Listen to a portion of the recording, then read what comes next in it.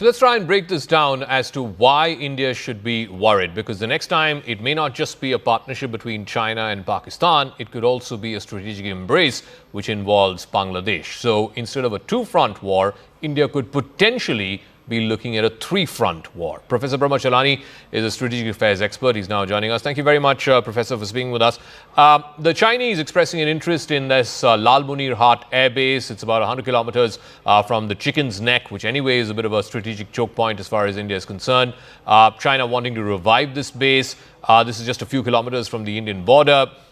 How and why should be this a matter of concern for India?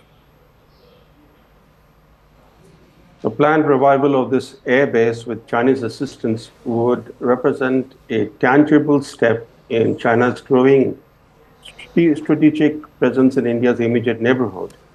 This directly impacts India's security calculations, particularly concerning India's eastern and northeastern regions. We have to keep in mind that reviving this airbase has to be seen in context of what Bangladesh is doing elsewhere.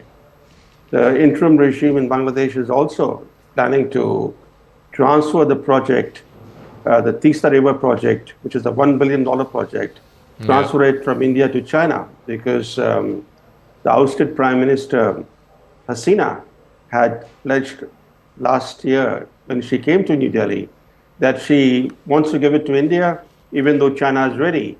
But now the interim government is planning to give it to China.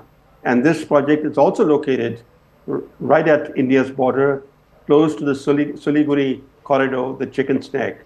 And if you see both these projects, they represent a deliberate attempt to make India's security more susceptible to external intervention. For example, an active Lalmonirhat Airbase would greatly enhance China's ability to conduct aerial surveillance and reconnaissance on Indian military facilities, including in the Siliguri Corridor.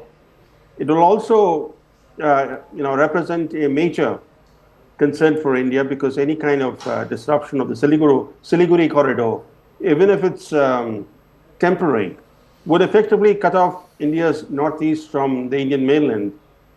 But if you just look at it, that even if you go by what is being said in the Bangladeshi media, that this won't be used by Pakistan for military purposes. Now, even if you take that at face value and look at the potential dual use that this revived airbase can be put to, this could have even a dual use meaning will have military meaning for India, because in certain scenarios, this could facilitate Chinese presence and logistics in the region.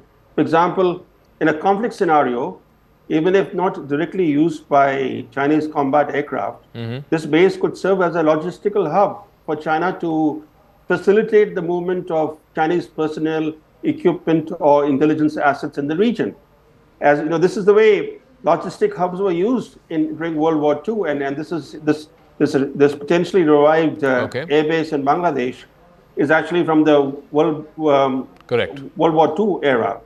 So for India, this represents a major concern, and therefore India has to respond in several ways to this development. All right, Professor, the other problem is that the Chicken's Neck, and this has always long been viewed as a strategic concern for India, a kind of a choke point, if you will. It came into sharp focus during the Doklam standoff in 2017 in the tri-junction between India, China and Bhutan.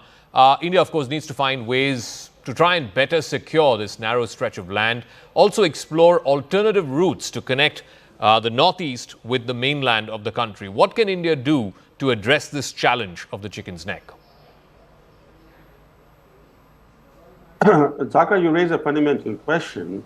India had an opportunity in 1971 when India helped liberate Bangladesh.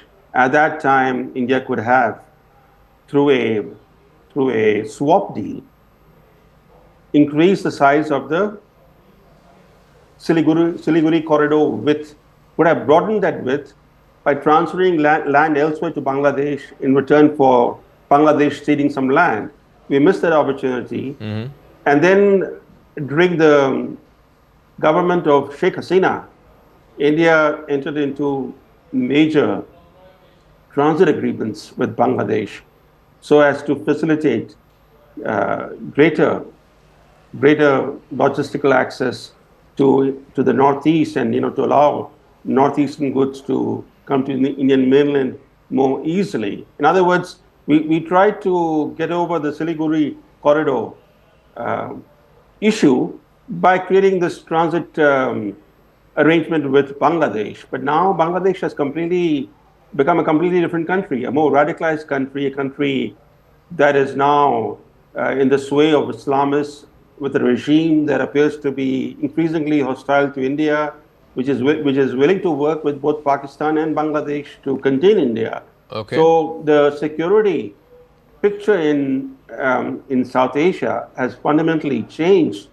exacerbating India's chicken neck problem. All right, Professor Chelani, we'll leave it at that. We'll see if there is a strategic response to this from Indian military planners and policymakers.